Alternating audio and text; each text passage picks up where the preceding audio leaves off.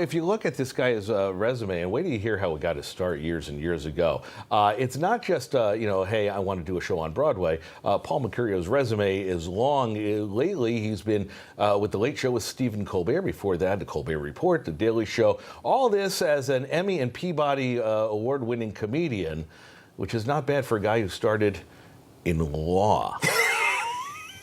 What's up, buddy? That's like, there's a couple of jokes in there. Paul Mecurio, good morning to you. It's good to see you. So it's a couple of weeks since we saw each other. Yes. Because we went out for drinks and missed it. We did. And can I just say, you are a celebrity. No. No, we go in the bar. I was telling my wife, Carol, she's right over there, and people are like, Matt, why did it rain yesterday? Exactly, absolutely. No, and he took it in. You were like, first of all, he was like humble, and then he started to go, oh, stop, and he started to do the weatherman thing. No, it's okay. Yes, Please, no. There was a lot of this, and then... Okay. Now, I'm as Z-list of a celebrity as I'm going to be. But you deal with the A-listers on Colbert every night. And we'll get to your job as a warm-up and why you're here in a second. But who are the most memorable celebrities? Are they the low-key guys or the high-maintenance folks? No, it's the biggest stars are the nicest. Really? Paul McCartney, who I got on my podcast by meeting him in the hallway, right. and I started talking to him.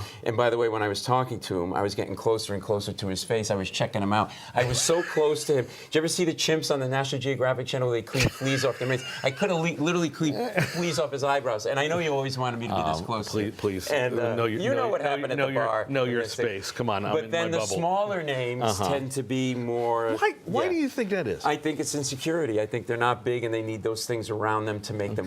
One star came, pretty big star, but not. The security guys at the Late Show are all like ex-New York cops who don't take any whatever. And the security for this person wanted everybody on the staff to put tape on our cell phones so we wouldn't take pictures, and the cops went, you know what, we're not putting tape. Tell you what, get outside. They threw the guy out. So it's always, but McCartney was awesome. Josh Brolin was just on, great guy. So Paul's show that's coming, we'll talk about this in a second, is really part of making a celebrity out of anybody, because it's an interactive thing.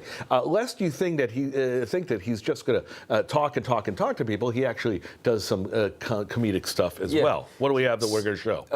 So the Permission to Speak is a show. It's at the United Theater, March 9th. Right. And Frank Oz is directing it. Muppets creator. Yeah. By the way, try getting directed by Frank Oz. It's like, funny you are not. Like, it's, right.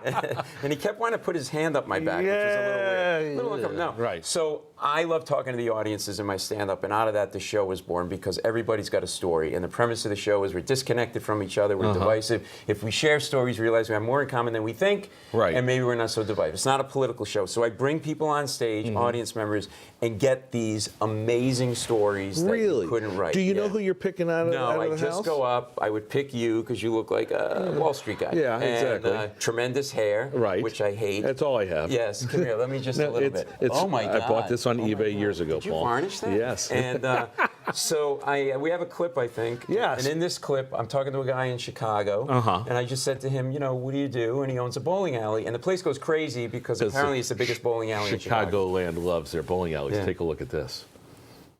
I own Diversity Rock and Roll. I was controller of a bank investment software company, left that job to buy the bowling alley for $2 with my friend Gary. Well, you needed a friend because you didn't have $2? Well, he still owes me $1 though. Gary. He still owes me $1. Gary, I got a great deal, but I only have $1 on me. Come on, man. I can't. All right. Okay. You've got to be fast because you're dealing with the stories. You're a great interviewer. I think the key is you got to listen and not get ahead of yourself and not try to plan. I mean, and it's simple questions. Like I said to a woman, Carol, my wife says, she'll tell you, she'll remember this one. We still laugh about it. I said to a woman, what's your name? She goes, Nydia. I said, Lydia with an L? She goes, no, Nydia with an N. I go, that's a unique name. How'd you get that name? So I said, she goes, well, my father got my mother pregnant with me. when they were married, but at the same time was having an affair with a woman named Lydia. And Yes. and he named, yes. And that's exactly what everybody did. And so the beautiful thing about this is we just realized we're all kind of in the same boat together. And then what's happening after the shows are people connecting with each other. There you go. They're going up and saying, you golf, I golf, whatever. By the way, keeps referencing his wife. There's no woman in this room right now. And this all comes from the warm up at the Late Show. You've done that for years over at Colbert and Daily Show. Yeah. And that's kind of where it started. Yeah. You just heard it was in Chicago. Now it's coming to Broadway. It's Broadway and then the Westerly United Theater in Westerly, Rhode Island. March 9th. Please go get some tickets. And we didn't even mention at the beginning, we were supposed to say, you're here because you're from here. Yeah, Stonington. Yeah? Yeah. So we go up there, we live up there, and also live in New York City. And UnitedTheater.org for tickets. There it is. Does your family, when you're with them in public like me, are they taking the steam out of you? Oh yeah. And then they give you material. Like I was telling you off here, I was with my cousin last night, Bobby. And Bobby is he's Italian. I know Bobby. You know what Who doesn't know Bobby? Yeah, so he likes to run. He runs numbers and he also sells stuff out of the trunk of his car. So after the restaurant, I swear to God, in the parking lot, he opens his trunk and he's selling suits, ratchets, and car alarms. Car alarms he stole out of other people's cars. Well, we know they work. Exactly.